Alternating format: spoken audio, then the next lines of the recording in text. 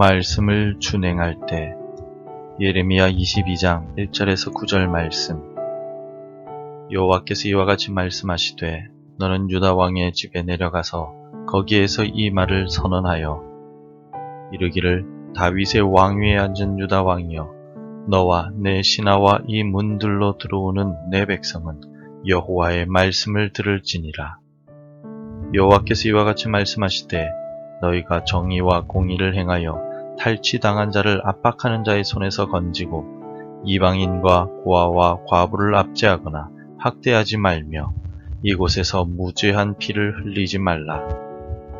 너희가 참으로 이 말을 준행하면 다윗의 왕위에 앉을 왕들과 신하들과 백성이 병거와 말을 타고 이 집 문으로 들어오게 되리라. 그러나 너희가 이 말을 듣지 아니하면 내가 나를 두고 맹세하노니 이 집이 황폐하리라. 여호와의 말씀이니라. 여호와께서 유다 왕의 집에 대하여 이와 같이 말씀하시니라. 내가 내게 길르앗 같고 레바논의 머리이나 내가 반드시 너로 광야와 주민이 없는 성읍을 만들 것이라. 내가 너를 파멸할 자를 준비하리니 그들이 각기 손에 무기를 가지고 내 아름다운 백향목을 찍어 불에 던지리라. 여러 민족들이 이 성읍으로 지나가며 서로 말하기를 여호와가 이 큰 성읍에 이같이 행함은 어찌 됨인고 하겠고, 그들이 대답하기는 이는 그들이 자기 하나님 여호와의 언약을 버리고 다른 신들에게 절하고 그를 섬긴 까닭이라 하셨다 할지니라. 영어를 배우는 학생에게 있어서 가장 중요한 것은 상대방이 영어로 하는 말을 잘 듣는 것이라고 합니다. 영어로 말하는 것을 잘 하기 위해서는 먼저 잘 들을 수 있어야 한다는 뜻입니다. 무슨 일이든지 말을 잘 들어야 그 일을 잘 감당할 수 있습니다. 상대방의 말을 잘 듣는 사람이 인정받고 자신의 일을 잘 감당해낼 수 있기 때문입니다. 하나님 앞에서 살아가는 성도들도 하나님께 내 말을 하기에 앞서서 하나님의 말씀을 잘 들을 수 있어야 합니다.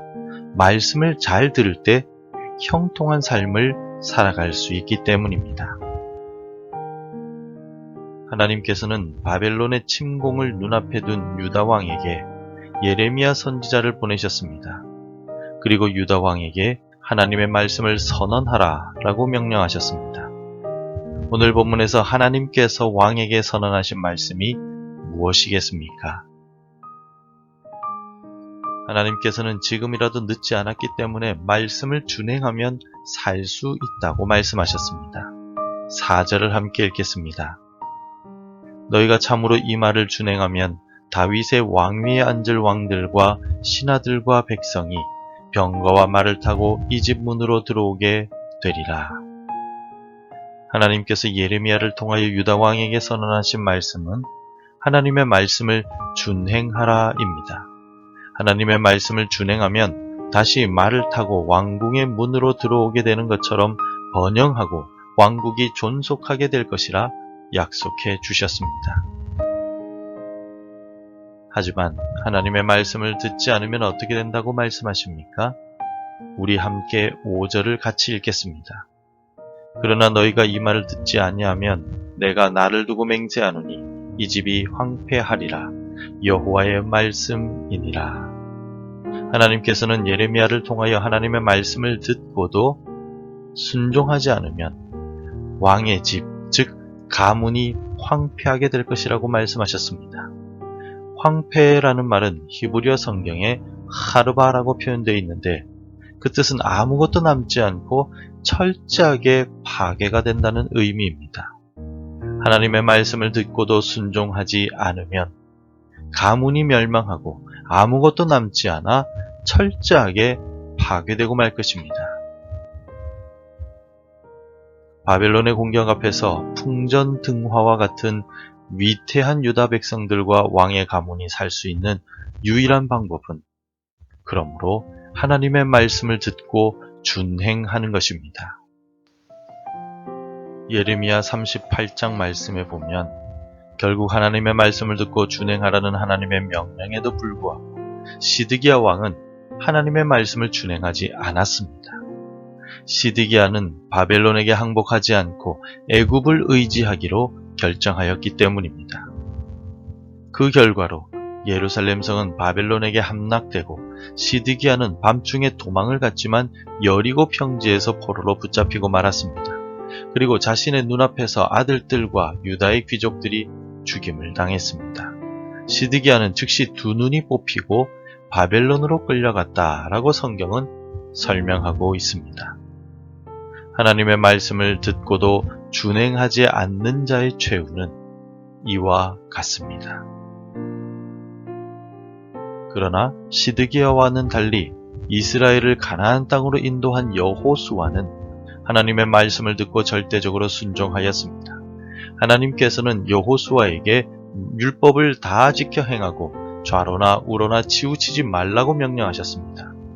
여호수아는 하나님의 명령을 따라 순종함으로써 가나안 땅을 정복하고 이스라엘 백성들에게 땅을 분배하였습니다. 그가 형통할 수 있었던 이유는 그가 하나님의 말씀을 듣고 준행했기 때문입니다. 여호수아는 세상을 떠나기 직전에 백성의 장로들을 모아두고서 나와 내 집은 오직 여호와만을 섬기겠다라고까지 고백하였습니다. 하나님의 말씀을 듣고 준행하며 하나님만을 섬겼던 여호수아는 형통하였으며 지도자로서 하나님과 백성들에게 인정을 받았습니다. 우리 예수님께서는 산상수훈의 말씀을 통하여 천국에 들어갈 수 있는 사람은 아버지의 뜻대로 행하는 자라고 말씀하셨습니다. 그리고 나의 이 말을 듣고 행하는 자는 그 집을 반석 위에 지은 지혜로운 사람과 같다라고 말씀해 주셨습니다.